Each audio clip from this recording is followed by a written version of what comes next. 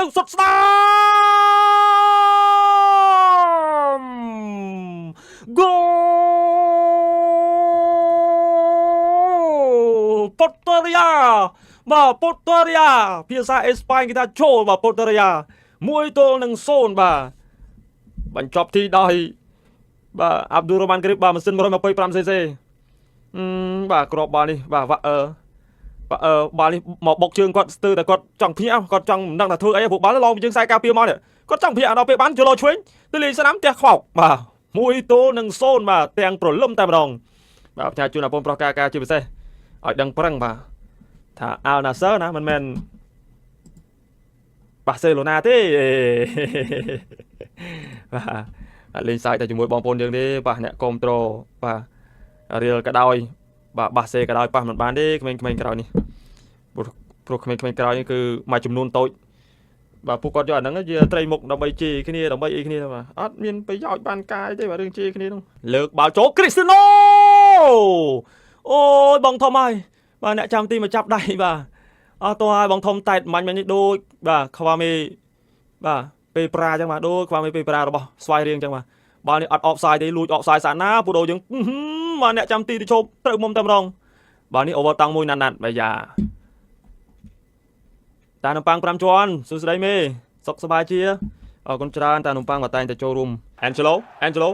គ្រីស្ទីណូអូគ្រីស្ទីណូអូយបាទពូហើយពូ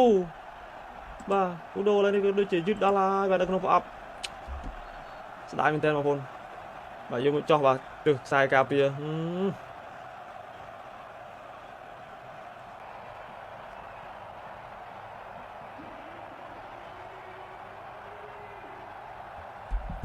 អញ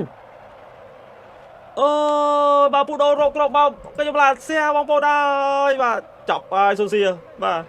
អាឡាសៀតង់ទី2អើយសេតដែរបាទសេតដែរដាត់ស្ដាយពូដូទាត់បញ្ចូលទីទៀតហើយបាទវាសនាលើប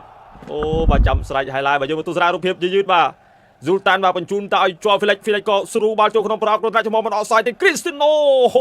បាទមុំតូចបាទផ្ទះបាល់រ៉ារៀបដីអ៊ីស៊ីបាទទើសដៃអ្នកចាំទីបន្តិចដែរប៉ុន្តែបាល់នេះបាទគឺនៅតែឡងចូលសម្ដេចទីបានសម្រាប់បាទប៉ូតូរីយ៉ា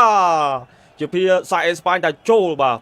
2-0បាទនេះជាក្របបាល់បាទដូចជា960បាទហើយនៅក្នុងអាជីពរបស់គ្រីស្ទីណូរ៉ូណាល់ដូណាបងប្អូនណាបាទអូយ amazing បាទ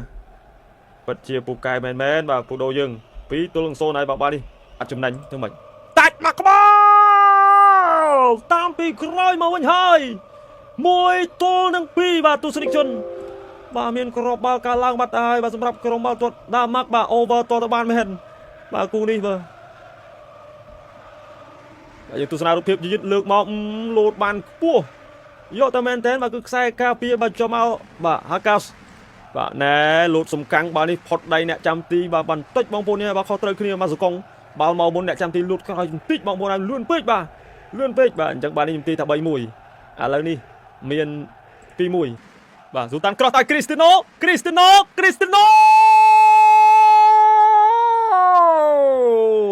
អញអូយបាទពូដូមកតវ៉ាសិន